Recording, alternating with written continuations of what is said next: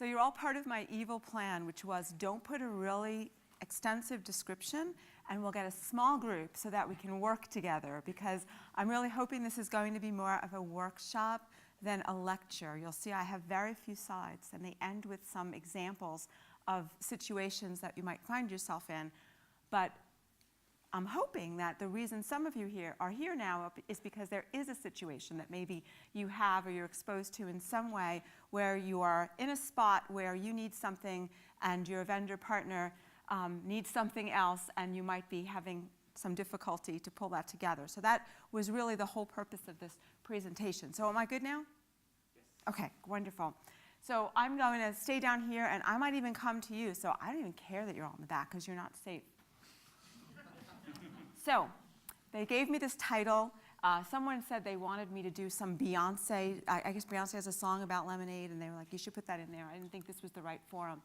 So what are we going to do today? What I'd like to do today is we're going to talk a little bit about what our objectives are. We're going to talk a little bit about understanding different kinds of relationships, some best practices for how to manage relationships, manage partnerships, and then some scenarios. And as I said, I put a few together, but they're not the gospel, so I would really love it if someone raises their hand and say, no, let's talk about this. And you don't have to mention names or anything. So objectives. I would love it if we could all leave here with a little better idea of best practices for managing relationships, clarifying how you assess a situation that you might be in, how you figure out what's going on and what you can do about it, and developing strategies for difficult conversations. So I would also like to say that I'm one of these odd people who feels as though words in and of themselves have no negative or positive meaning. They're just words, and we layer things onto them. So for example, conflict. I actually think conflict is a good thing because it means there are different ideas that are coming to grips, and the only way you ever get anywhere is being able to talk through those things and figuring out what's going on either side. So one of the things we run into a lot in the consulting world is we find that we have parties in a relationship that define the relationship differently. So I would ask, the first question I would ask folks if they're in a vendor relationship, a partnership relationship, what kind of relationship is it? And what's really the difference between a vendor and a partner? And I mean, does anybody want to take a shot at that? Don't be shy. You didn't even have alcohol at lunch. Yes? Two different sides of the transaction. So that's true. There's definitely on different, they're different sides, but it could also be you as the party. So I'm a society publisher, let's say. I just have to pick somebody. So I'm a society publisher. And when I go to enter into an agreement with someone, do I regard them as a vendor or do I regard them as a partner? And the reason that I'm asking this question is, so one of the kinds of relationships you'll run into, and I know there's a wily person here, so you can chime in whenever you want, but one of the kinds of relationships you'll run into is, let's say, a society journal that decides they're going to seek out a publishing partner. And I use the word partner very carefully. In that kind of a relationship, that's a relationship where you both share revenue, you share risk. I mean, it really isn't a transactional relationship. There are transactional elements to it, for sure. There are services that are being done. But it's important to understand whether you're dealing whether the person you're negotiating with on the other side of the table, for lack of a better way to say it, is a vendor or a partner. A vendor is someone that is more likely a short-term relationship. It's more likely a transactional relationship. And that doesn't mean there aren't gray areas. Unfortunately, I don't know if there are many areas in life where there are not gray areas, and this is certainly one of them. But the point to think about is when you're thinking about, and remember, this is a backdrop to thinking about how we might have a difficult conversation, how we might work with a party to get something that we feel that we need, we have to understand who we're talking to. And if you're sitting there thinking you're talking to a vendor and the person on the other side of the table thinks they're talking to a partner, you could definitely have some misaligned expectations of how things would go. So I think that one of the things that you need to do when you're thinking about these situations is to think about who you're dealing with, and I kind of got ahead of myself, but do you both have the same perspective on, are you viewing the person you're dealing with, the organization you're dealing with, as a vendor and they're viewing themselves as a partner? Or are you expecting them to act like a partner and they're actually acting more in a commodity type transactional way as a vendor, and that might even be the source of some of your disappointment? So keeping that in mind.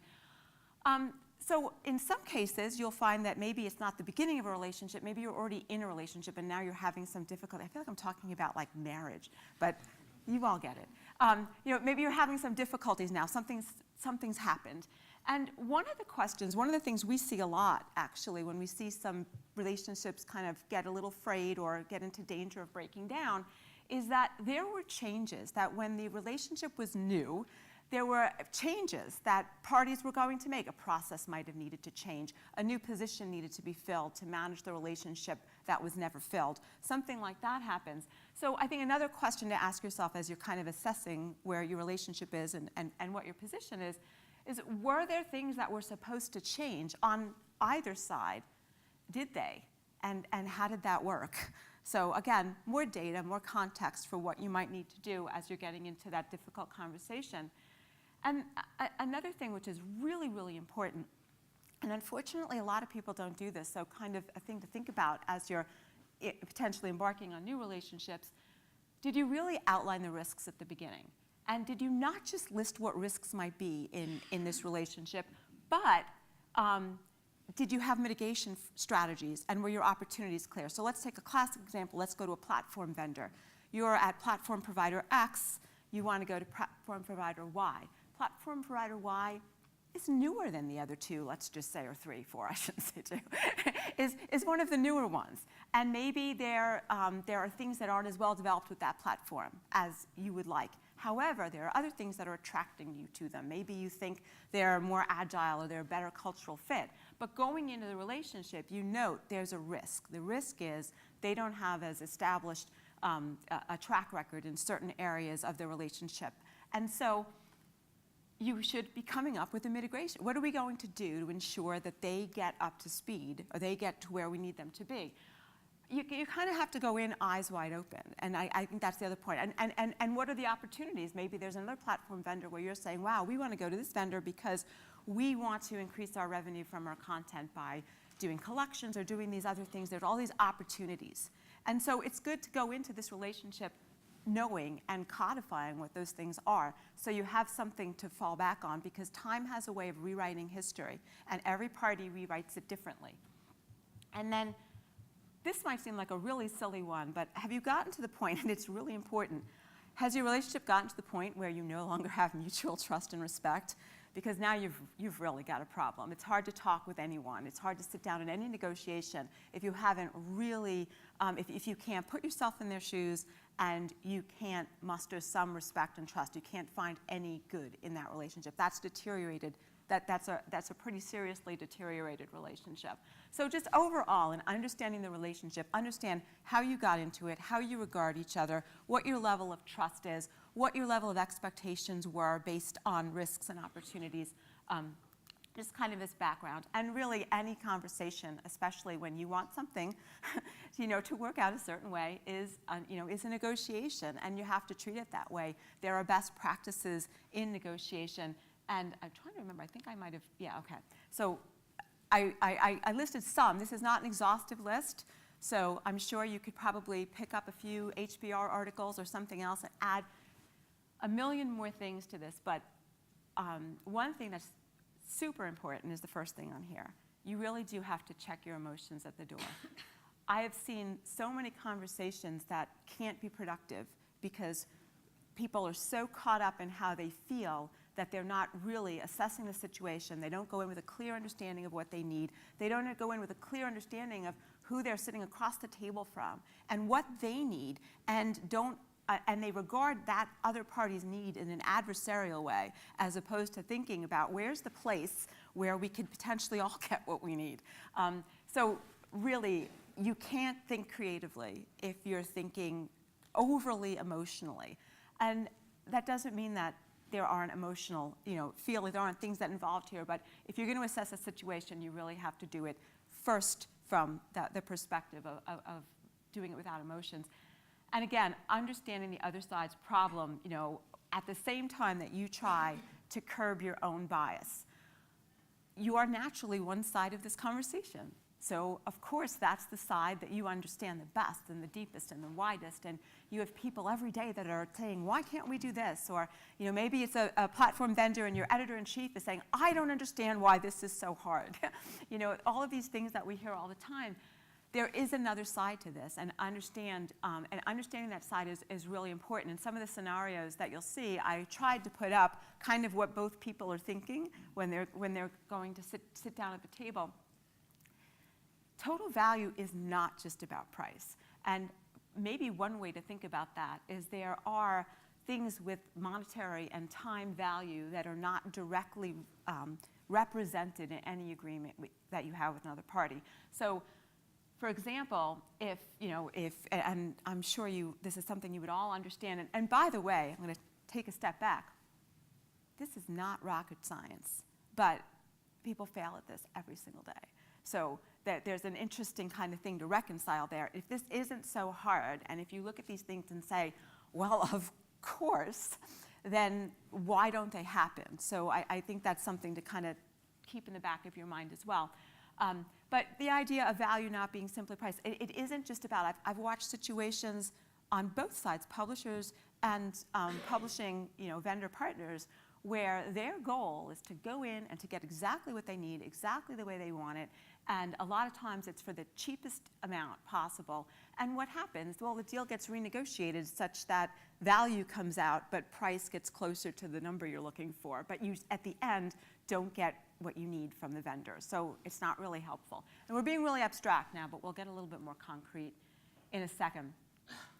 This is really, really important. Clarify what you need as specifically as possible. Would you go buy a car without understanding exactly what you can spend on a car, exactly what features you expect to get from that car? And when you start to opening your position, you don't necessarily start at your minimum viable deal, but you should go in there knowing how far you can go before, and of course this might not be an option with your partner, but in the car situation, before you get up and walk out. So you really should understand not only what the bottom line is, but be very specific. I've been in lots of conversations where this doesn't do what we want it to do. Okay, what do you want it to do? Well, and people get it, this isn't fast enough, or this isn't this, and they're not specific enough. They're not giving the person on the other side of the table something that they can really work with. And so that's another thing to just think about. I spent many years, the beginning of my career, doing software testing. And the developers, I think, trained me really well, because I'd have to go back and say, well, when I was on this line and I typed in this and I did this, this is exactly what happened. And I'm not saying you can be that specific, but being very clear on what you need and being able to articulate that is very important. And again, there are scenarios where one party's gain is not necessarily another party's loss. And if you can find those scenarios, then you have the most likelihood of resolving the issue that you have. So you do want to be creative. So I have 3 scenarios that follow here, and I'm hopefully going to stop talking as much. So everybody kind of fluff up a little bit. We're gonna want some participation. But you can recommend your own scenario. So if there's a situation you'd like to talk about, let's do that. But for each of the scenarios, I want to think about how to define more specifically, and granted in some cases it'll be hypothetical, but that's okay, what we think each party needs. Understand what we need, to be specific about that, to try to be able to articulate both positions. If you can sit down and you can say to me exactly what the person on the other side of your conversation needs, and you can really articulate and represent their position, you're in a much better position. You're in a much better, you're going to have a much higher likelihood of being able to reconcile whatever your issue is. And again, be creative. Sometimes things that aren't on the table are the way you're actually going to resolve an issue. So here's a scenario. So we have a migration that isn't going exactly as we expected. And again, why don't we walk through this one, and then we'll see if you all have one that you'd like to do. I can show you the three scenarios I have that are different in nature. So the first one is about a platform migration. The second one is more about a publisher relationship, a society or, to a commercial or other publishing partner. And the third one is about managing a difficult editorial staff. But it's all about this. So the whole point of this session was supposed to be how to have those difficult conversations, how to work through that. So this is the first one. So we have a not-for-profit publisher, and we have a technology provider. I did not say partner, I did not say vendor, because I didn't want to necessarily instill that. So midway through the migration, from the publisher's perspective, the new provider is all of a sudden getting less responsive. They're getting less flexible. What they thought was included in the scope that they signed up for seems to be a question. There seems to be this constant negotiation about, oh, this was in or this wasn't in, or no, we meant this, or we meant that, or that's supposed to be this. And the publisher has gone out and secured funding, and honestly, there's no more money they can throw at this. They've gone out, they've gotten all the money they can get through some governance board or whatnot, and this is what they have to spend. Now, the technology provider feels as though this client is having a really hard time making decisions, and that they need to get so many other people involved that it's making the process somewhat less agile than they had expected it to be, and that the budget for the migration is not going to cover the costs if this continues.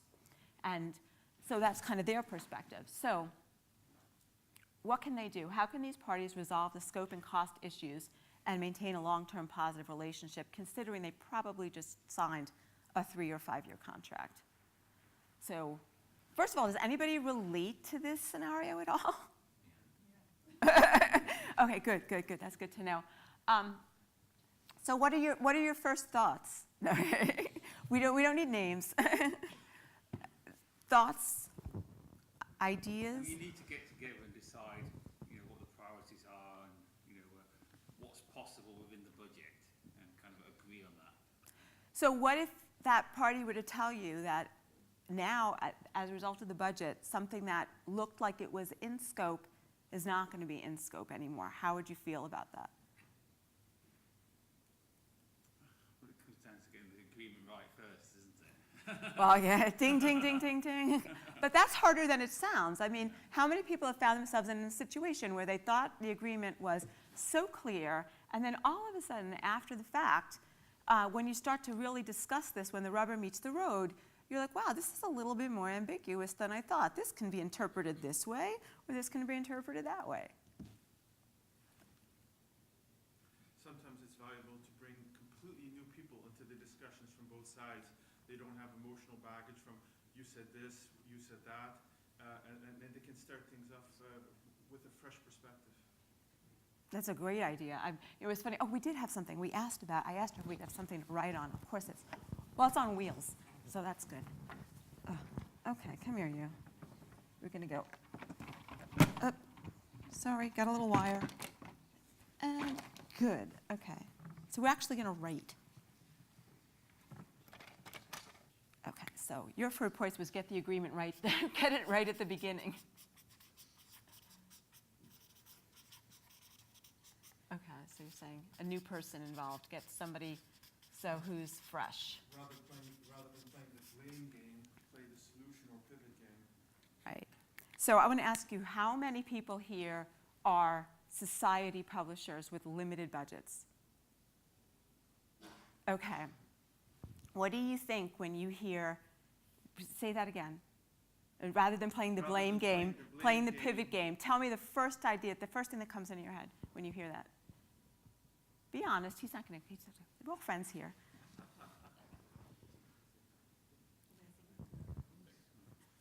Well, all right, I'm going to throw something out and tell me if this isn't close to what you might have been thinking. I think what happens is you have to be really careful, because sometimes, and as a consultant, I can the phrasing is really important, because some people think that when they hear a phrase like that, that means I'm just not going to get what I need, that this person isn't going to be giving me what I need, that yes, we don't want to be blaming, but at the end of the day, I need X, and how am I going to get it? And I can't get any more money. Was that even remotely similar? If not, tell me how it was different, or what you were thinking.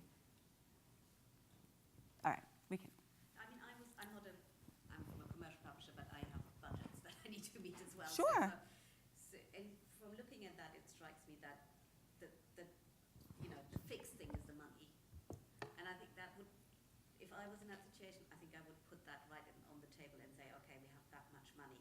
Now let's see what we can do with that, rather than trying to pretend that you could do more than you can, and then end up with a So, someone I worked with, and this was a client we worked with, who successfully got out of a situation like this, that was one of the first things that they did, was they said, listen, I understand, this is where we are. This is how much money we have. We're not saying it's your fault or it's our fault. Maybe we could be a little faster in how we make decisions, but by the same token, nothing you're seeing here is new to you. This is the way it was through the whole RFP process. This is the way it was when we worked out our contract with you. This should not be a surprise. By the way, and I won't mention any names, it turns out in this particular case, this technology provider kind of underbid. So that also came out in the process. So the other thing that's on the table is not just money, but it's also money in the form of their effort. And what happened is they did have this, sit down, I don't know if this is not, I guess this isn't politically correct to say like a come to Jesus conversation, but they had this sit down, let's have this conversation out. And they very specifically went in, one party went in and said, okay, we understand this is a situation, we understand this is how much effort it is, and yes, you underbid. So we could just step on your neck and say, well, that was the worst thing you ever did. But they actually got a really good relationship going, and they said, all right, we'll be a little flexible. We can have a little leeway here, here, and here. And by a little leeway, we mean exactly this. And they said what they expected would be done and what wouldn't be done. And then they went through but you're going to deliver the rest, and we're not paying you anymore. And they did wind up getting to an agreement. But I think that, so what you're saying was they did get past the idea of blaming and pointing fingers at each other. They actually did bring in another party, so there was somebody else that was helping with this process that wasn't in the original negotiation. So that was interesting too. And then they kind of, they didn't physically update their documentation, but they kind of made a new covenant that they have so far been adhering to, and it's been going all right. But is anybody in a situation? Yeah, Bill? Hi, I'm Bill O'Brien with CCC. This is a great topic because I live it every day. So you may know we launched an open access platform a couple of years ago. So in the sales process, I typically want to engage the publishers, I do sell to publishers, but the publisher, the editors, customer service, finance. There's a range of stakeholders within a publishing organization, and we add value across the enterprise to all of those.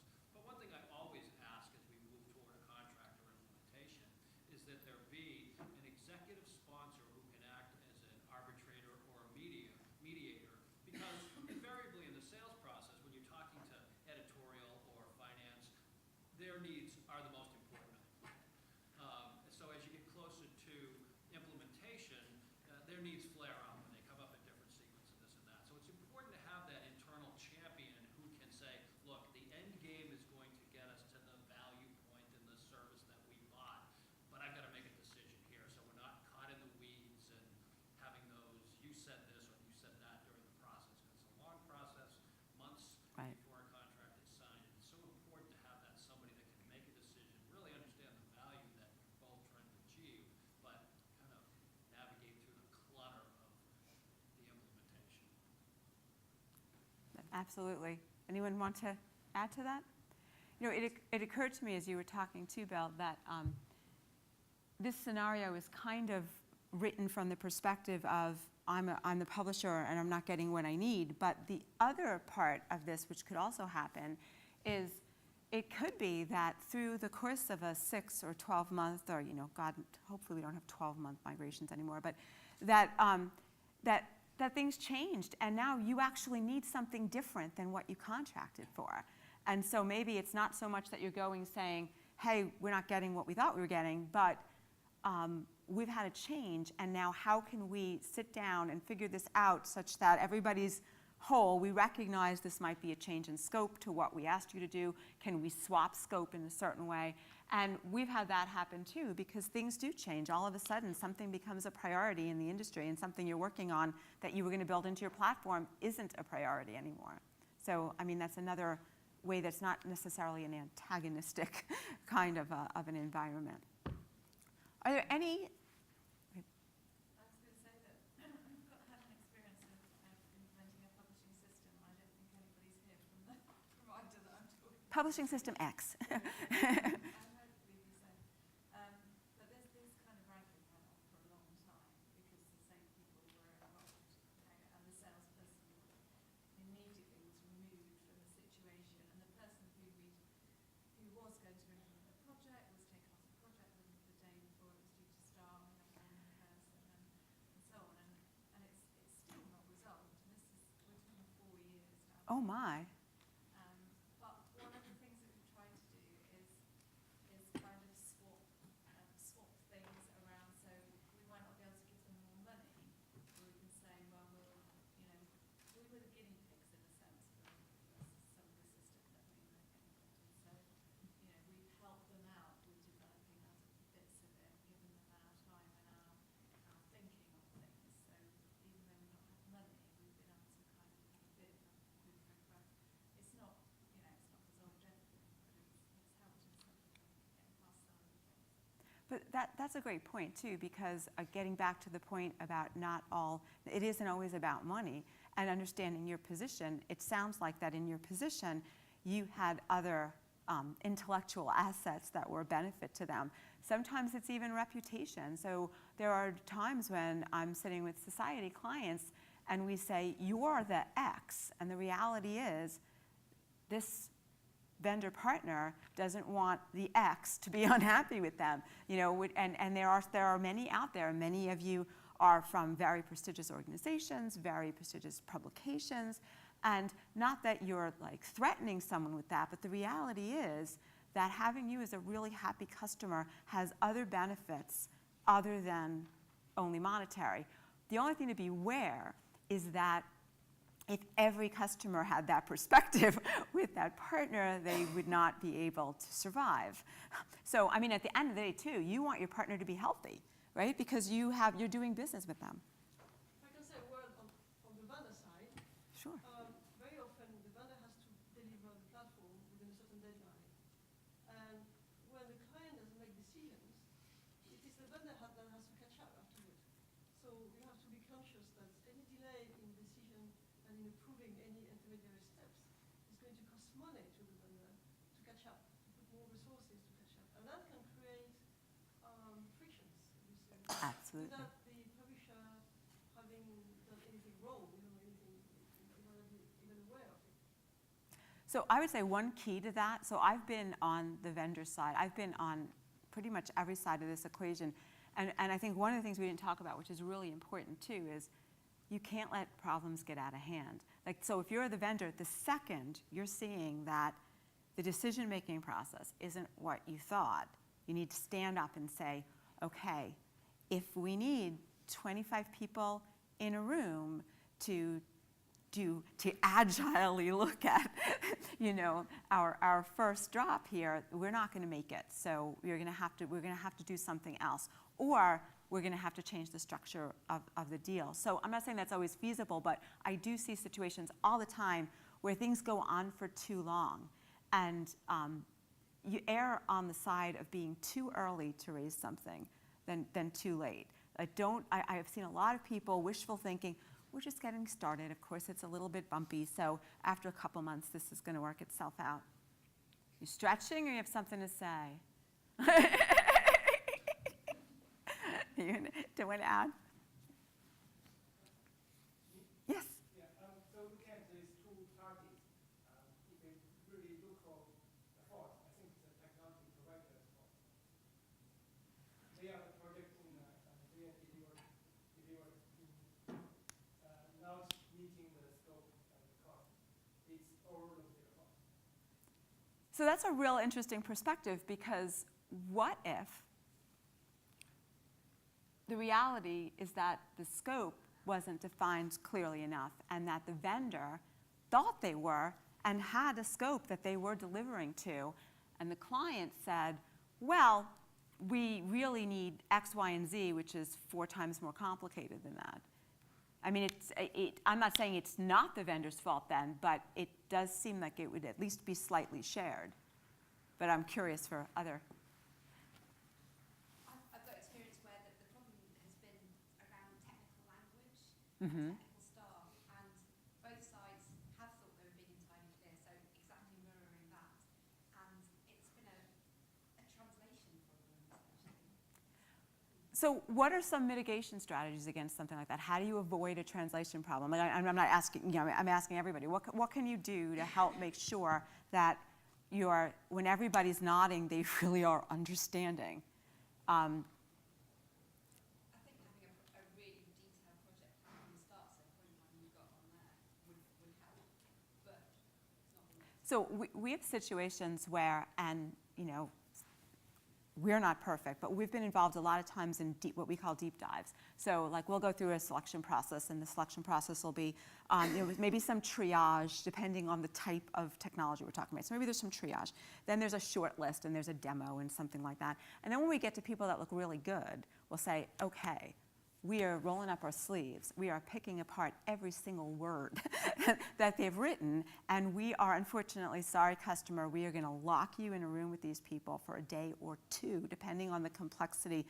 Some things are easier than other things to do, and really dive into that. In meetings like that, one time we found out that the particular person, well, this vendor isn't, I don't even think around anymore, but the vendor, when they heard publish ahead of print, they simply meant that meant hitting like a publish button in WordPress, as opposed to, well, there's DOIs and you have to redeposit them. And like they had no idea what that meant. And it was in those meetings that they started to go like this. So, I mean, so sometimes you can try at least to minimize those things, and hopefully that things that you find aren't really big hovering things, but they're much smaller nuances. But anyone else have strategies for how do you deal with? So, well, I think if you talk about a blame game, I think both sides here have a bit of an issue, because you want to start the conversation right at the beginning and set the ground rules about being honest and open with each other. And a lot of the kind of partnerships we have, with very few vendors, we've got quite a lot of partners, is that the communication is key. And if something's going wrong from their end, we want to know about it as soon as possible. We also ask them, are we making a meal out of this? Is this something we're asking for that no one else in the industry is? And do we have good reasons why we are doing that? And if not, should we then kind of change the way we look at things and try and get a really good product out there, as opposed to trying to reinvent the wheel when the wheel is fine? No, that's a great point. I thought I saw a hand. Okay. I think also the idea of using design thinking or something that describes what the user experience is for the end, so that you can say, well, what I think is going to happen is that someone will be able to go on and do this, and then this is what would happen at the end. And so there's some kind of scenario that people can relate to and say, okay, I see how that works. And that's the way to try and get that shared language around, this is what we mean by we want, the customer Absolutely. to do that. And that's actually another strategy too, is sometimes even in an RFP, we'll put scenarios that we don't say how to solve them. We just kind of say, this is what has to be done. These are we expect the user to be able to do this, or the internal user, whatever, to be able to do this. Tell us. And a lot of times when they do the demos, we say, no, demo the scenarios. And then you're right, you start to learn. But even things like wireframing, even when you were talking, the thing that hit me was the word in the middle of the right side there, agile. Do you know how many people don't know what that really means? Like, we know what the word agile means, but when you talk about an agile environment, so one of the problems that this particular, and it's based on a few different melded together, but one particular party included in that mix had was they really weren't set up on the client side to truly execute an agile process. So all of a sudden, here's an example, all of a sudden they go through the first sprint and they come out with a general look and feel of a homepage. Well, the homepage in that particular person's environment involved so many different departments and so many different places that they felt they couldn't act as that product owner and make a decision. they had to bring in all these people, but not just once. They had to do it again, and they all had feedback. I mean, we all know what it's like. And so what happened was just that very word agile, trying to do that and trying to show them an example, you wound up into this whole, bed of iterations that nobody was planning on. And so they really had to readjust, and they had to get within the organization, say that they had to allow people to make decisions, proxy for them, at least for the beginning. So, but I think you're right, examples are really helpful. And some of that, I think, relates to the idea that a vendor will say, well, we can do whatever you want. And so you're sort of caught between saying, well, we want it to work like this,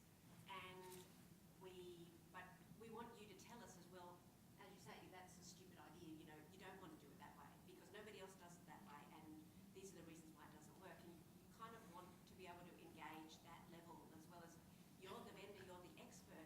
Tell us if what we're thinking is just so completely off the planet that. So what I love about that is that's a situation where you're trying to treat the vendor like a partner, but the vendor's acting like a vendor. And what I mean by that, I can't tell you how many times I've seen that. And I've seen people in the room, and I'll let them chime in alone. I won't call them out. But that happens a lot, where all of a sudden, you're saying, this is what here's a beautiful platform. Every platform's different, right? And so even regardless of, from an industry perspective, if what you want to do is the right thing to do or not, it might be implemented a bit differently every place because they're different systems. So one would think, well, if I want to do this thing and I go to my partner who's a platform provider and say, I want to do this thing, that it's going to take a little collaboration for them to say, all right, well, the best way, so even if they're not judging whether it's a smart or not smart thing to do, the best way to do that on our platform is this way, and that means you might have to compromise a little here and a little here, but that will fit a lot better, it'll cost you a lot less money, it'll be easier to maintain, blah, blah, blah. And you don't get that a lot of times. And it's very difficult, and part of the reason you don't get that is because some of the vendors, quite frankly, are afraid. Because when they, that all of a sudden it's going to cost too much money or things are going to happen, they don't think that, there's some reason they don't believe you when you say they want their input and you don't get it. But you can say something. Yeah, I was just going to add from that, actually, and that's why I think it's really important right at the beginning of any relationship that you make it clear to them that you do want their input, and you will, a lot of the times we do have to tease it out, but once they've done it once or twice, it might be tiny little things, then they become more comfortable, but you really do have to drag it out and understand it. And another issue could also be that your vendor isn't set up with the right infrastructure and the right level of staffing to be able to do that, even though they should do that. And I think that's another kind of issue to bring up with them, that if you want to be a partner, then you have to staff to be a partner. You have to have people that are knowledgeable in your system, that don't have to go back and talk to 72 different people, and that can help us to conceptualize something in a way that isn't completely devoid of knowledge of how your system works. Did he? And it's funny, that's also, I'm just going to actually advance this, even though this isn't a technology provider one. One thing that you both of you said made me think of this situation. We've been in situations, this has happened to us, where we've had a society, we've gone in, we've done maybe market research work for them, or we've done digital strategy, content strategy work, and they have a publishing partner, but they're not asking the publishing partner to do that. And that's kind of similar to what you're saying. And when we get into it, we find out, well, what happened was the publishing partner either assessed what they thought the client wanted to do and said, well, that's just ridiculous, we want no part of it, rather than engaging in a conversation. Or they're sitting there saying, well, we can do more for them. They're not asking us, well, if you poo-poo my idea every single time I have an idea, or when I try to get resources to do market research and it's not made available, or you give me the same old readership survey that you've given me every other year for 10 years, and I want to have new questions and I want to find different things about my customer base, then I'm going to ask somebody else. And part of the reason I think that happens in the publishing environment sometimes has to do a little bit with staffing, with the fact that they can't always answer all of these ad hoc requests. So you kind of lose trust. So it's kind of another interesting perspective. If you're going to be a partner, you have to staff to be a partner.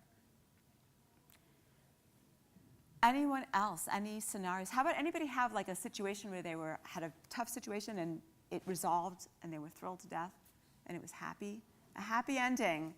Anyone? There are no happy endings in this room. I could tell you a couple and remain nameless. Well, first of all, there's no ending. So the reality is whether you continue with the partner that you have or whether you just determine to get a new partner and start this whole process over again and hopefully define it right at the beginning.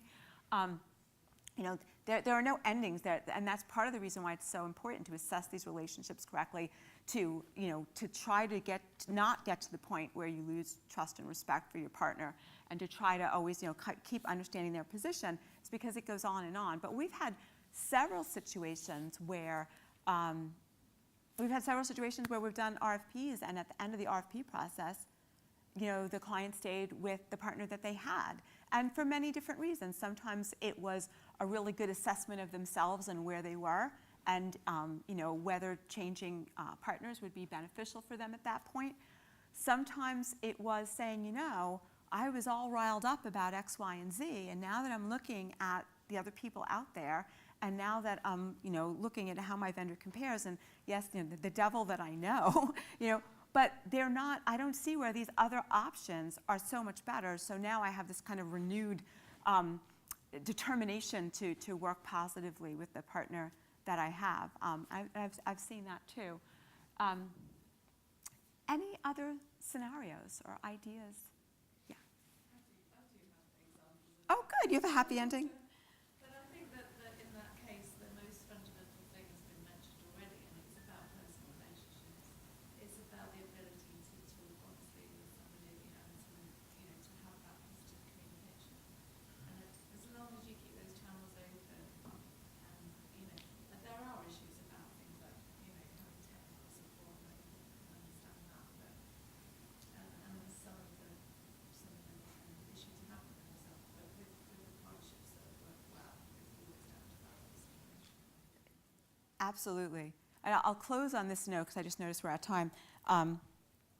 I was talking to a colleague about this presentation beforehand. We were talking about ways to have positive relationships, and like this, I was like, gosh, this sounds like a marriage. And at the end of the day, I was like, you know, it isn't, but at some level it is. And like, you know, the first and foremost thing I think in any successful marriage is always to not only think about what you're contributing, but to think about what someone else is contributing too. And I think that's kind of a good thing to keep in mind too, that there's two sides to this.